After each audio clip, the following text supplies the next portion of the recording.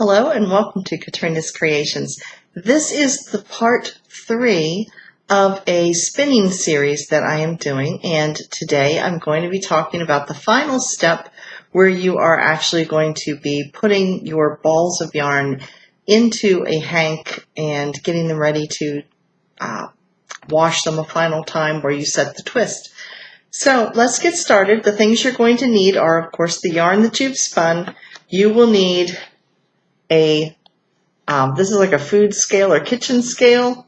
I got this off of eBay for, I believe it was under $10. You wanted to measure in either ounces or grams. This one does both, although I've been having some problems with the grams on this. It's just battery operated, and yeah, they're pretty cheap. So you will need one of these. You'll need a yardstick that is 1 yard. Or if you use metric system, you're going to want something that's a meter. You will need a pair of scissors, some extra twine, or in this case it's some leftover of the yarn that I didn't ply, and a swift for winding it into a hank, or you can use someone's hands held apart like that, or you can use the back of a chair. But anyway, let's get started. The first step is you want to know how much yarn you actually have, or at least an approximate amount of how much yarn you have. So when I started, I had 7 single spun balls of this yarn. I now have 6, but they're smaller, and they are now double ply. These are 2 ply now. So at this point, they are roughly between a fingering and a sport weight, but I don't know if that's how they're going to end because they have to bloom yet, and I'll explain that in a minute. The first thing we're going to do, though, we need to measure out, and you can take just one of the balls of yarn, wind a little bit in your hand or over your finger, and then you want to weigh it. And you want to weigh it, if you're using ounces, you want to weigh 1 ounce. If you are using grams, you want to weigh 1 gram. There's other ways to measure. This is just how I do it. It seems like the simplest. Now you're going to measure, if you have, if you're using grams, you can measure a quarter of a gram, a half gram, whole gram. You can choose your increments. I'm going by a half an ounce or a quarter of an ounce because my scale for some reason is not registering grams right now. So let me show you what I've done. I'm going to turn the camera around.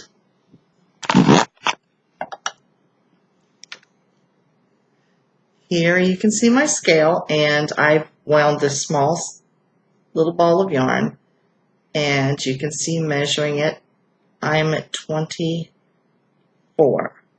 So I'm going to add a little bit more until it hits 0.25. Now you can see I have reached the 0.25 mark. So I am going to put a little teeny knot right here, just a slip knot.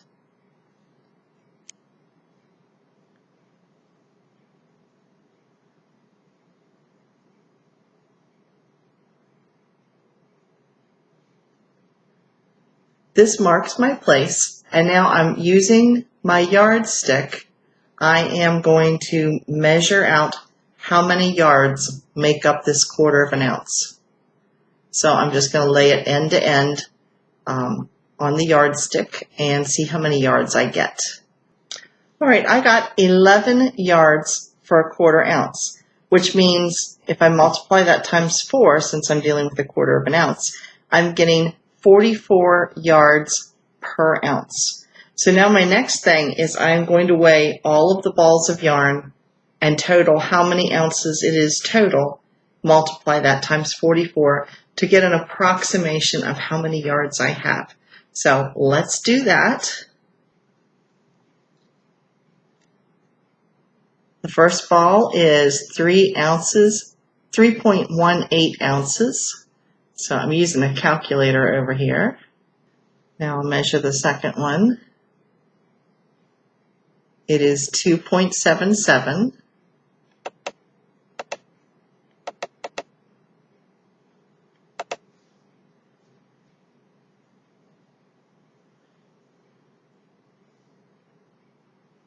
3.74, 2.44, 4.27,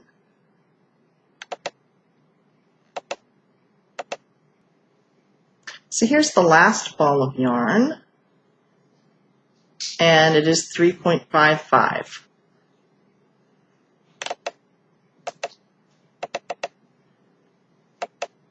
So over here on my computer, I have a total of 19.95 ounces.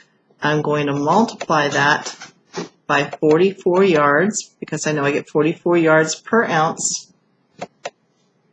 I have a total of 877 yards and almost 878. This is approximate, but it's relatively close. So the next step, now that we know how much yarn we have, is I'm going to put it onto a Swift. And the reason you do that, you don't want to leave your yarn in a ball unless you're going to use it immediately.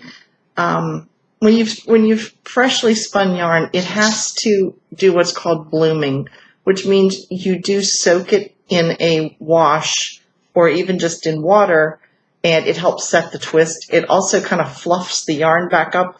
So like I said, right now I would take a guess and call this a sport weight. However, it might fluff up to be a little bit more than that, and I will show you once it fluffs up how to measure that and decide what kind of weight we have of our yarn, which would mean, when I say weight, I mean the thickness of the yarn itself. But if you're not going to be using your yarn right away, you should not ball it up in a yarn or up in a ball, even if it's commercial yarn, because when you wind yarn, you wind it at a much tighter tension than you would if it's in its original skein or in the hank. And it puts a strain on the yarn, and it also pulls at the twists, and it can stretch the yarn out. So yeah, unless you're going to be using it immediately, don't leave it in a ball. Even though I have some sitting on my shelf that I've showed you that is in balls. Oh well. But anyway, with that, I am going to start winding this yarn, and I'll show you what it looks like when it's finished. Little cross pieces. This is by no means the only way to do it. This is just how I do it. And then I extend the umbrella almost all the way up. Now, I do have a crank up top here, but it's just, for me, it's just awkward to use because I've got to reach over top, and I have short arms. So I just tend to turn it with my finger, and I wind it on like this.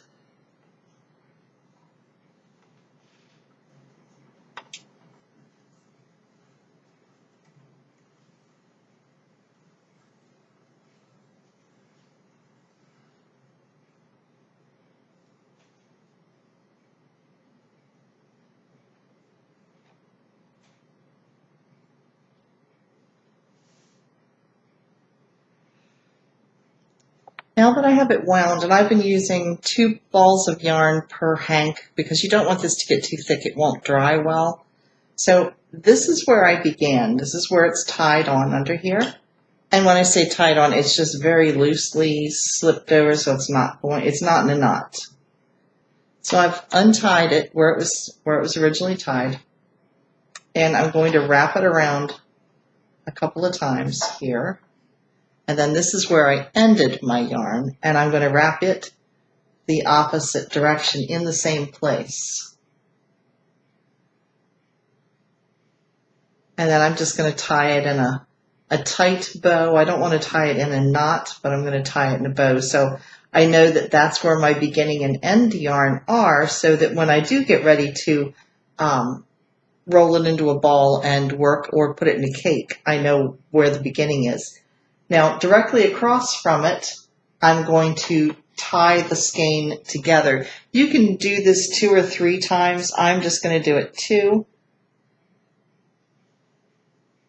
So I'm using some of that leftover little pieces of yarn that I had. It doesn't need to be much. And I'm just going to bring it around the skein here. And this one I am going to tie because I will just be clipping that when I get ready to put it up into a cake. later on. So now it's secured here. It's secured here, and maybe I will put a third one in because I didn't get it right across from the other one. So we'll put a third one in. And I'll put it right here. This just holds your yarn from getting tangled when you wash it. That's all it does.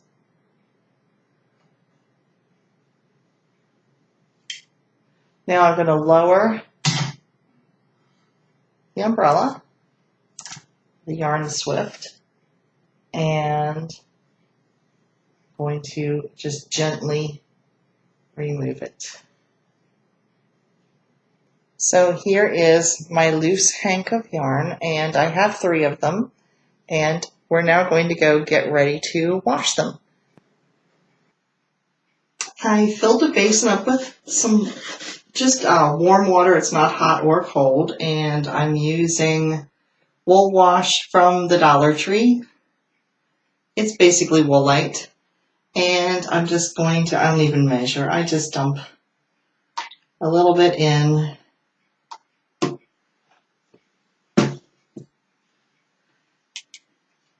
I'm going to swish it around.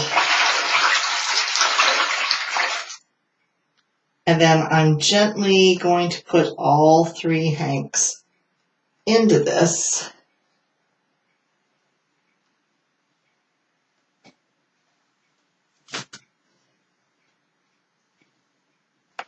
And then just push it gently down into it. Probably needed a bigger sink, but this will work. And it's completely covered. And I'm going to let it sit for about 20 minutes before I rinse it out. That looks like a muddy mess, but anyway, there it is. Now it's been 20 minutes. Now I've already taken care of 2 of the skeins because it was just too much in there and you couldn't see what was happening. But I have 1 skein left, and what you do is you rinse it real well to get the soap out, and you gently squeeze it. You don't want to squeeze too hard or you can felt it easily. Now if you see some discoloration in the water, that still has a little bit of lanolin and things in it. So I've gotten most of it out. So now I'm going to gently wring this out. I'm going to need 2 hands for this. So I'm gently going to wring this out. Like I said, you don't want to do this very hard because you can felt it really easy, but you want to get the majority of the water out.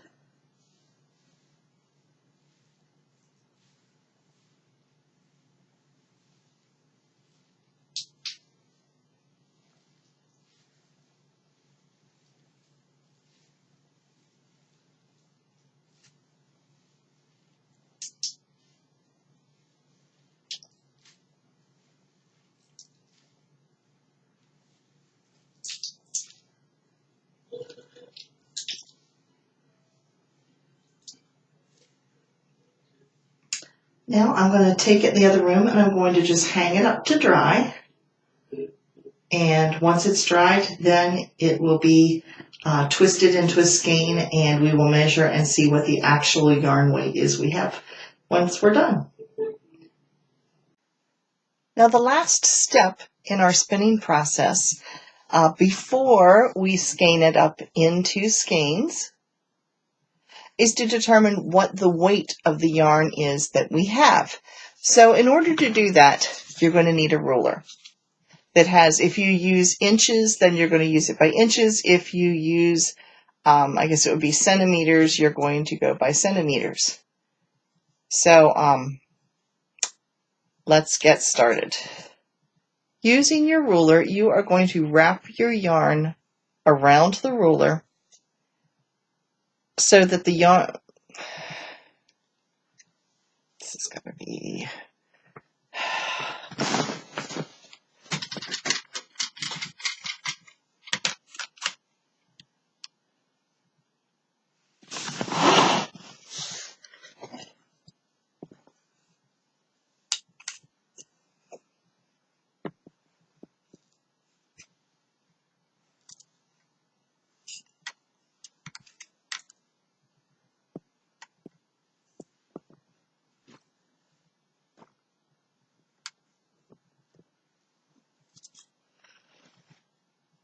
Now using your ruler, you are going to wrap your yarn. Now in this case, it's already in a hank, so I'm just going to slide the ruler into the hank.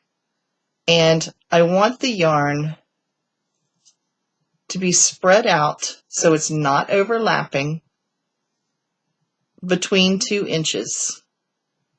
I'm going to do it between the 1 mark and the 2 mark inch. And again, you don't want it to overlap. Okay, so there I've got it. None of my yarn is overlapping. I have it marked from the 2 to the 1. And I'm going to count the number of wraps or strands of yarn lined up side by side that it takes to be between the 1 inch and the 2 inch. I counted 13 wraps between the 1 and the 2 inch mark, which would place this yarn between a fingering and a sport weight. And that to me seems about right just by the feeling of it. So that helps me to know what weight of yarn I have. I know I have approximately 877 yards. So now we're ready to place it into a skein, which will look like this. So I'm going to show you how to do that. So let's get started.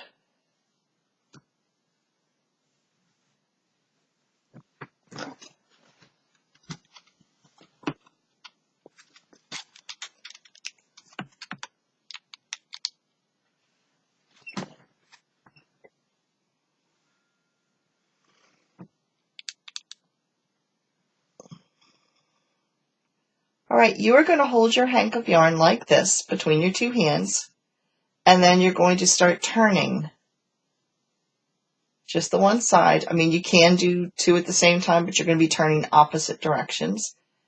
And you want to twist this. I mean, you'll eventually have to move your hand out and just go down to your fingers, and you want to twist it fairly tight. Then you figure about where the center is. I hold it with my chin. I have multiple chins to hold it with, but I choose my chins to hold it with. And I use this little loop where my thumb is through, and I'll put this loop through it. So as you can see, it's going to go right through this loop. Not all the way, but just slightly through it. And then you give it a little twist. And there it is.